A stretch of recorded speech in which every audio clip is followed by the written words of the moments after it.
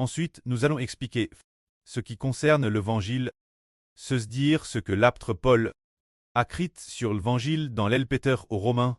Tout d'abord, il s'agit de ce que dans le Seigneur Christ, nous obtenons la vie, alors qu'en Adam nous prissons. C'est-à-dire que nous tous quittions l'origine, les descendants Adam. Nous devions tous mourir. Nous serions tous des pécheurs, prisonniers du péché. Mais dans le Seigneur Christ, nous obtenons la vie. C'est-à-dire que l'homme doit être bâti. Et la signification du baptême est que lorsque l'homme est bâti, il rompt et se déconnecte de son lien avec Adam. Car Adam a provoqué la colère de Dieu. Il a été maudit par Dieu. Tous ceux qui appartiennent à Adam sont, comme Adam a été par Dieu, maudits sur la terre, comme Adam. Ils mourront et retourneront la poussière. Il en va ainsi pour tous les hommes d'Adam. Sans espoir, sans avenir, provoquant la colère de Dieu. C'est pourquoi nous devons être bâtis. Que signifie être bâti? Celui qui croira et sera bâti sera sauve. On dit que le baptême, c'est le sens de la rupture. Très bâti, c'est trancher, rompre. Rompre la relation avec Adam, c'est dire se laisser. Mourir avec le Christ. Je ne veux plus être un descendant d'Adam. Je suis mort. Ainsi, le moment du baptême revient avec le Seigneur. Christ très crucifié et mourir ensemble. Puis en tant bâti au nom du Preux du Fils et du Saint-Esprit. Déesse qu'on est bâti, on rompt véritablement. La malédiction venant d'Adam. Ainsi on a cru et on a été bâti, on a cru. Bâtisse au nom du Près du Fils et du Saint-Esprit. Cela qui vaut rompre avec Adam. La relation spirituelle qui existait, on n'est plus les enfants d'Adam. Après le baptême, on doit recevoir du Près de notre Papa, la vie nouvelle qu'il accorde, pour devenir des enfants du Christ de Dieu, et sous le nom du Saint-Esprit. Ainsi nous sommes sauvés. L'homme doit devenir la descendance de Dieu, du Christ, et du Saint-Esprit. Les enfants sous leur nom, et non plus la descendance sous le nom d'Adam. Ainsi nous sommes sauvés. Ce qui est merveilleux, c'est que pour cette raison, tous ceux qui croient et sont baptisés, du fait qu'ils ne sont plus des descendants sous le nom d'Adam, alors que l'origine nous, avant d'être baptisés, étions des descendants sous le nom d'Adam. L'apostrie sous le nom d'Adam, nous tions donc par le Dieu d'Adam. Par les anges Djous, ou les esprits mauvais, ou par le diable Satan domines. Ce qui nous empêchait de vaincre le pchach, nous empêchait de nous libérer des liens du péchage, mais dès que l'on est bâti au nom du Près du Fils et du Saint-Esprit, on rompt. La relation avec Adam, on la tranche. Alors dans ce cas, la malédiction venant d'Adam, le péchage venant d'Adam, se trouve rompu. C'est comme si une personne était morte. Une personne tant morte, continuerait-elle pécher? Elle ne peut plus pécher. Une personne qui est morte ne pêche plus. Alors comment pouvons-nous dire que le baptême est une mort? C'est au nom du Près du Fils et du Saint-Esprit que l'on est bâti dans la mort de Christ.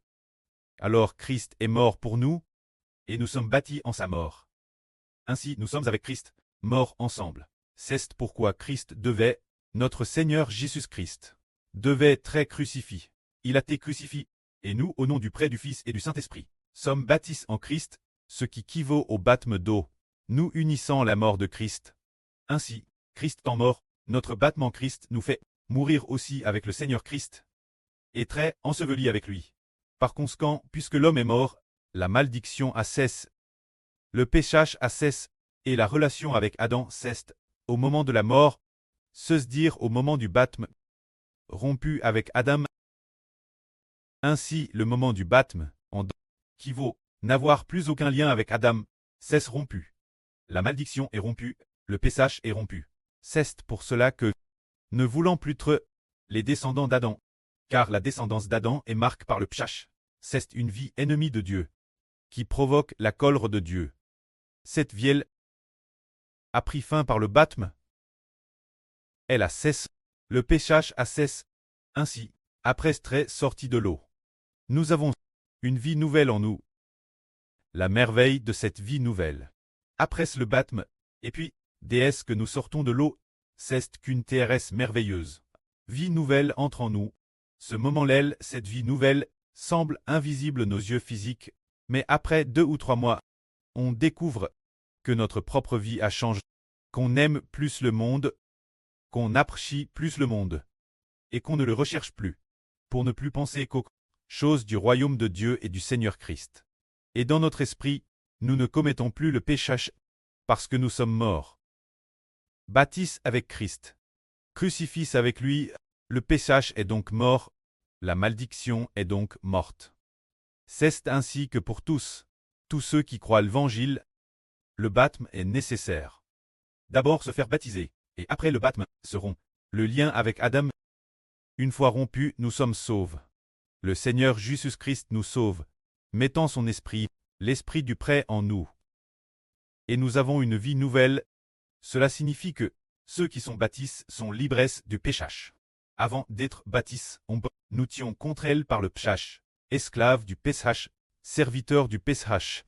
Après le baptême, le péché nous a quittés. Ce moment-là, l'esprit du prêt et l'esprit du Seigneur entre en nous. Et nous devenons alors les serviteurs de Dieu et du Seigneur Christ, devenant les serviteurs du prêt et du Seigneur, devenant une nouvelle création, c'est-à-dire que le Seigneur Jésus-Christ nous a rachetés du péché, faisant de nous des serviteurs de Dieu.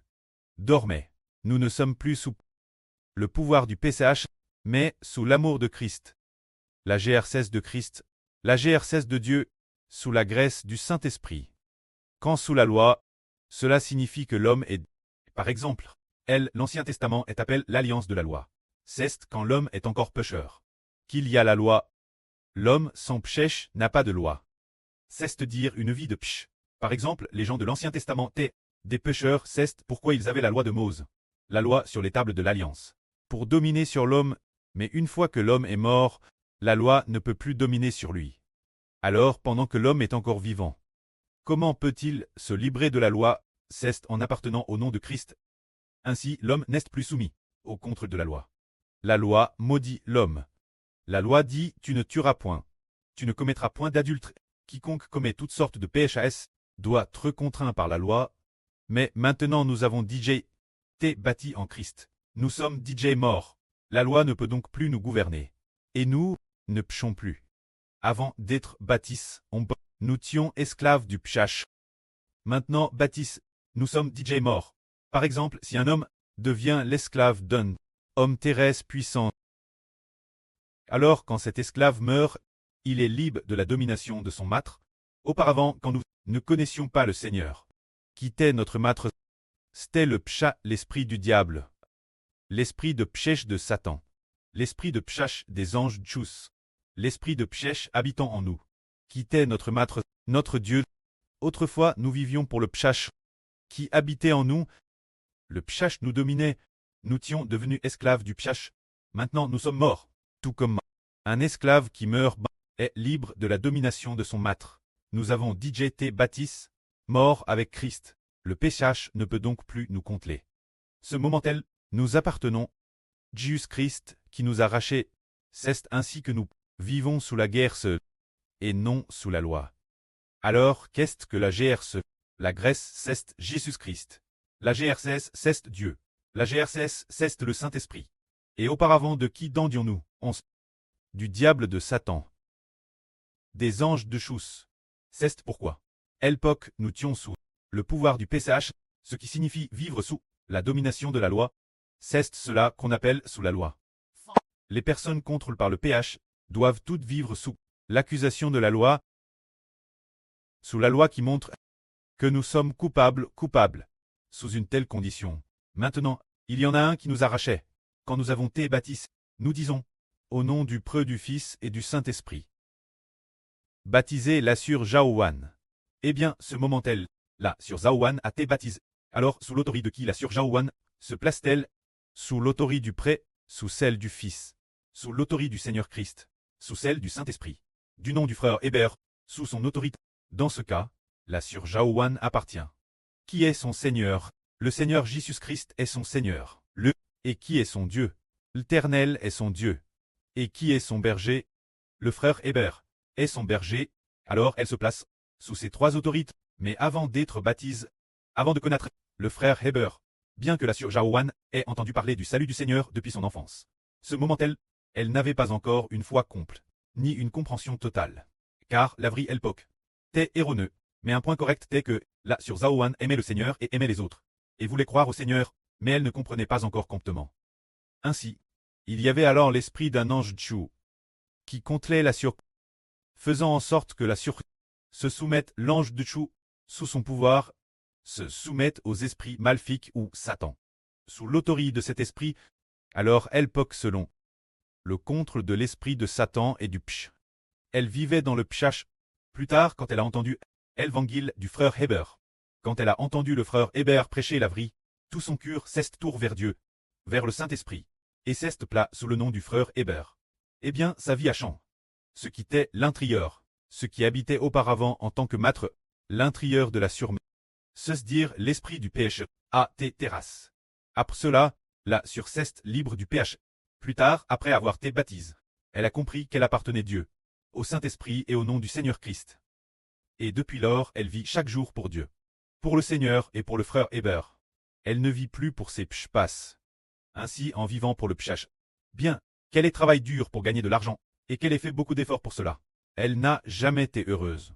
Pleurant chaudes larmes dans une BMW.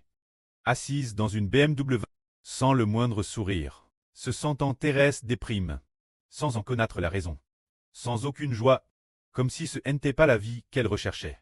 Plus tard, elle a découvert que ce qu'elle recherchait, ce n'était pas d'être assise dans une BMW, ni combien d'argent elle gagnait, mais ce qu'elle recherchait, c'était l'épérance cleste, les bénédictions cleste. Plus tard, après avoir été baptisée, elle a complètement compris la vraie. Ainsi, alors que nous étions l'origine, esclaves du PSH, nous sommes maintenant devenus sous le nom de Dieu de Christ et du Saint-Esprit des enfants.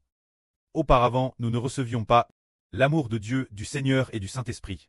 Mais maintenant, on tous reçu du pré et du Seigneur, et de l'amour du Saint-Esprit. Par exemple, le pré ou bien l'Esprit du Seigneur, a aussi par la sur Zhaowan. Le Seigneur a aussi dit la sur. Mon enfant n'aie pas peur et a dit encore. Tu marcheras certainement dans la volonté du pré. Un jour, au milieu de la nuit, elle a vu le pré dans les airs, lui disant avec un sourire aimable, c'est bien cela, c'est bien cela. C'est ainsi que le pré a encouragé notre sur. Le frère Eshber a aussi souvent encouragé. Ainsi, on vit directement sous le nom de Dieu, du Christ et du Saint-Esprit. Que la gloire soit au pré et au Seigneur. Amen.